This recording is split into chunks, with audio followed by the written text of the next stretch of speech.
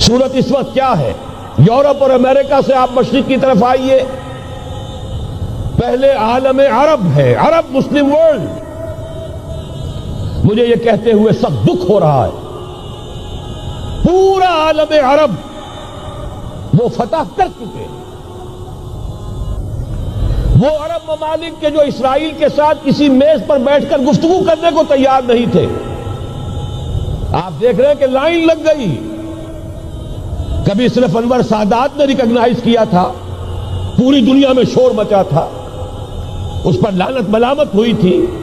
اب تو ایک ایک کر کے، وہ شاہ حسن ہو چاہے شاہ حسین ہو، اب تو وہاں سے ویزے ختم ہو رہے ہیں۔ سعودی عرب اور امارات، انہوں نے جو کچھ کاروباری بندشیں لگائی ہوئی تھی وہ ختم کر دی گئی، ان میں نرمی پیدا کر دی گئی۔ یہ صورتحال ہے کہ واقعتاً ان کی جو عالمی تسخیر کا پروگرام ہے وہ آگے بڑھ رہا ہے، اور بدقسمتی سے امت مسلمہ کا جو قلب ہے، اس امت کا قلب امیین پر مشتمل ہے۔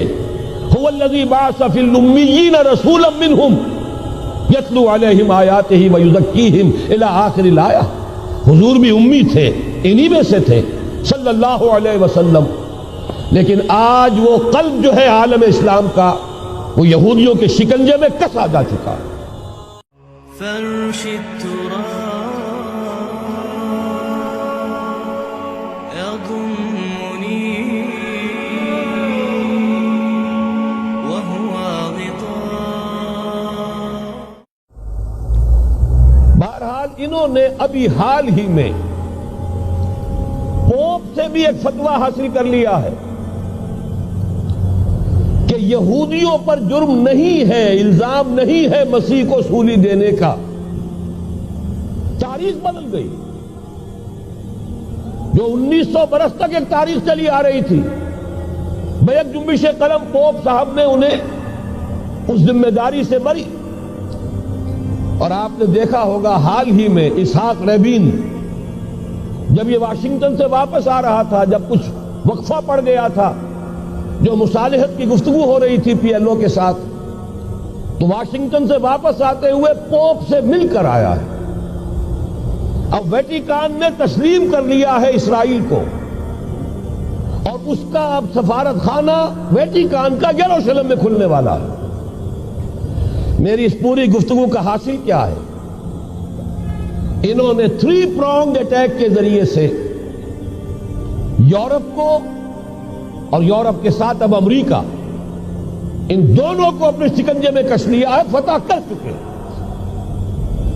یہ وہ بات تھی جو علامہ اقبال اس صدی کے آغاز میں دیکھ آئے تھے، فرنگ کی رگے جہاں پنجے یہود میں ہے۔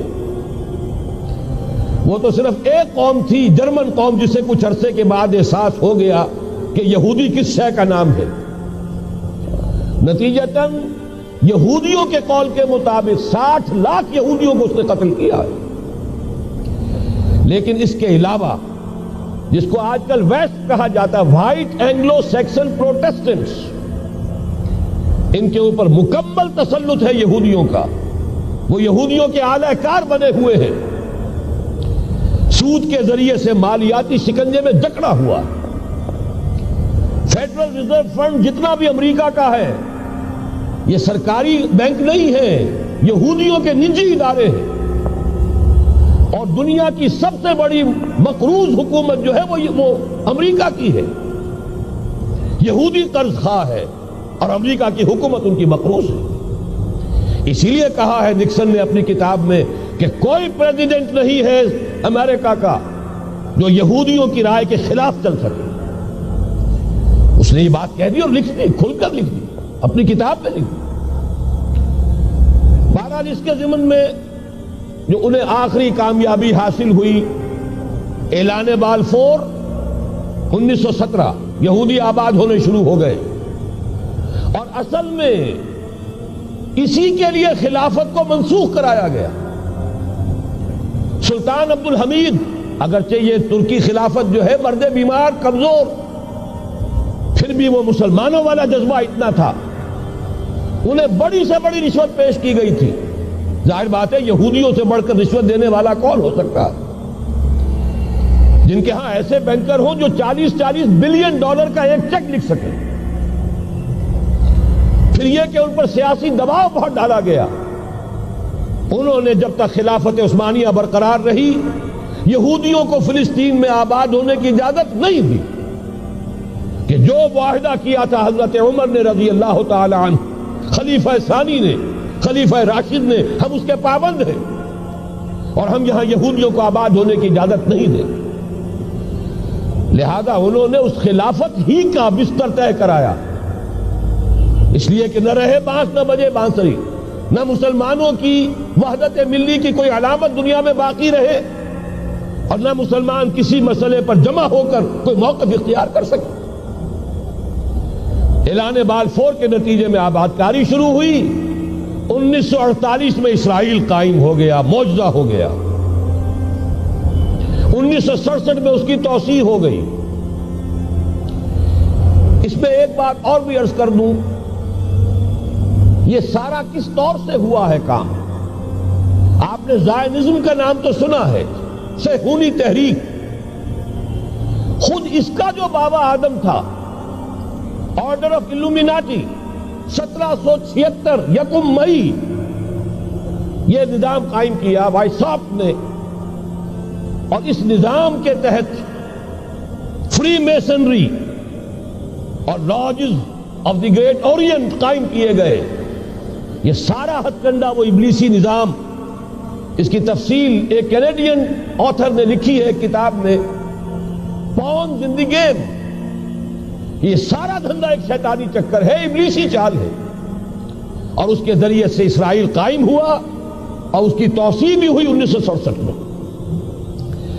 اب یہاں تک پہنچنے کے بعد ان کے پیش نظر بقیہ دنیا کی تسخیر اور اسے فتح کرنے کا معاملہ ہے، اور سب سے بڑھ کر اسلام کی بیخکنی اور اس کا راستہ روکنا یہ ان کے پیش نظر ہے. یریدون لیطفئوا نور اللہ بافواہہم. صورت اس وقت کیا ہے؟ یورپ اور امریکہ سے آپ مشرق کی طرف آئیے، پہلے عالم عرب ہے، عرب مسلم ورلڈ. مجھے یہ کہتے ہوئے سخت دکھ ہو رہا ہے، پورا عالم عرب وہ فتح کر چکے.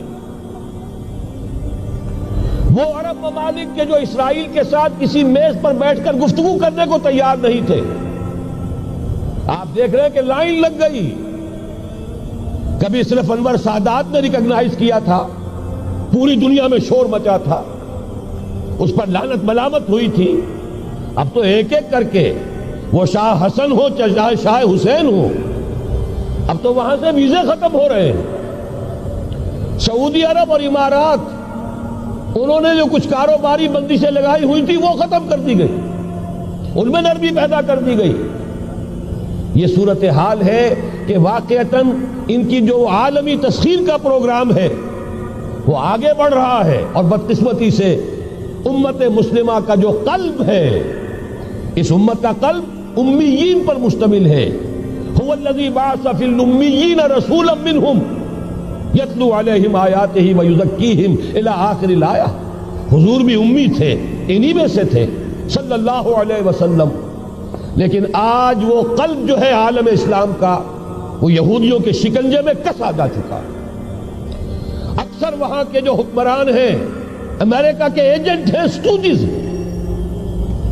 یہ حالات جہاں تک عالم عرب کا تعلق ہے تلخ حقائق ہیں جو بیان کر رہا ہوں، اس لیے کہ آپ کے سامنے رہنا چاہیے. یہ جو اقبال نے کہا کہ دنیا کو ہے پھر مار گئے روح و بدن پیش، ابلیس نے پھر اپنے درندوں کو ابھارا، اللہ کو پا مر دیے مومن پہ بھروسہ، ابلیس کو یورپ کی مشینوں کا سہارا. یہ دوبارہ ایک بہت بڑے پیمانے پر حق و باطل کا گھمسان کا رنگ پڑنے والا ہے. ملاحم کی جو حضور صلی اللہ علیہ وسلم نے پیشین گوئیاں فرمائی، الملحمۃ العظمیٰ، تاریخ انسانی کی عظیم ترین جنگ جو ابھی آنے والی ہے، اس کو سمجھ لیجئے اچھی طریقے سے کہ اس میں جو قوتیں ایک دوسرے کے مقابل آ رہی ہیں وہ کون سی ہے. نیو ورلڈ آرڈر کہنے کو امریکہ کے زیر قیادت ہے، حقیقت میں امریکہ خود یہودیوں کے پنجے میں ہے. یہ وہی ابلیسی طاقت ہے جو آگے بڑھ رہی ہے. عالم عرب کو فتح کرنے کے بعد اب ان کے پاس اگلا عالم اسلام کا حصہ ہے غیر عرب مسلم ورلڈ. ایران ہے، اس کے شمال مشرق میں ترکستان ہے، روسی اور چینی، مشرق میں افغانستان ہے، پاکستان ہے. یہ ایک بہت بڑا سالڈ بلاک ہے. اس کے بعد اگرچہ ہندوستان آتا ہے، بھارت، ظاہر بات ہے کہ وہاں مسلمان اقلیت میں ہیں سوائے کشمیر کے، لیکن یہ نوٹ کیجئے کہ وہاں بھی کم سے کم 15-18 کروڑ مسلمان موجود ہیں. آج بھی دنیا کا سب سے بڑا ملک جس میں مسلمانوں کی تعداد اور جن کی نفری سب سے بڑھ کر ہے وہ بھارت ہے. اس کے بعد پھر انڈونیشیا، ملائیشیا ہے. اس سے آگے ہے پھر فار ایسٹ، ابھی انہیں فتح کرنا ہے. نیو ورلڈ آرڈر کا یوں سمجھئے کہ ابھی یہ ہارڈ نٹ ٹو کریک، ابھی ایک لوہے کا چنا ہے چائنا کی شکل میں موجود. اور مجھے یاد آ رہا ہے ڈی گال کے الفاظ بہت سے لوگوں نے سنے ہوں گے. اس نے کہا تھا کہ ہم نے خام خواہ روس کو اپنا دشمن بنا لیا ہے. وہ تو ہمارا بھائی ہے، وائٹ ریسس، وہ تو بنیادی طور پر یورپین قوم ہے. Beware of the yellow masses of the asset.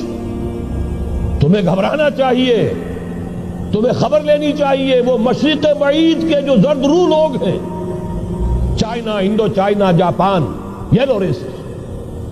ابھی اس نیو ورلڈ آرڈر کے لیے جو فتح عالم اور تسخیر عالم کا پروگرام ہے، اس میں پہلے غیر عرب مسلمان دنیا اور پھر یہ فار ایسٹ کا خاص طور پر یلو ماسز، یہ ہے کہ جنہیں ابھی انہیں ٹیکل کرنا ہے. اور اسی لیے میں عرض کرنا چاہتا ہوں، حقائق ہمارے سامنے رہنا چاہیے. یہ 45 برس کے بعد امریکہ کو کیسے خیال آ گیا کہ کشمیر کا مسئلہ واقعی ہے؟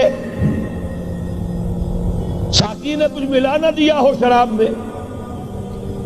یہ کہاں سے رابن رافیل آئیں پچھلے سال اور مسئلے کو زندہ کر کے چل دی. ہم خوش ہوئے، امریکہ نے مان لیا. حقیقت میں امریکہ کی نظر ہے اور وہ اس کو چاہتے ہیں کہ کوئی دوسرا اسرائیل بنائے، آزاد بنا کر اس کو اپنے تسلط میں لیں. اس لیے کہ اگر جو پروگرام ہے، اگر وہاں پر فرض کیجئے بہت مطالبہ ہمارا مان لیا جائے، پلیبسائٹ کرایا جائے، اس کا نتیجہ کیا ہوگا؟ آپ کو آزاد کشمیر سے بھی اپنی فوجیں نکالنی پڑیں گی، آپ کو گلگت اور بلتستان سے بھی فوجیں نکالنی پڑیں گی، بھارت بھی ادھر سے فوجیں نکالے گا. اور رہ جائے گا کون؟ یہ ٹھاٹ پڑا رہ جائے گا. جب لاج چلے گا بنجارا، رہ کون جائے گا؟ پھر تو وہی راج کرے گا جو UN پر قابض ہے. اور پھر ظاہر بات ہے کہ اس کے پاس دولت کے انبار اور جو بھی ان کی چالاکیاں اور ہوشیاریاں ہیں، ہو سکتا ہے کہ وہ اسے ایک نئے اسرائیل کی شکل دے دے.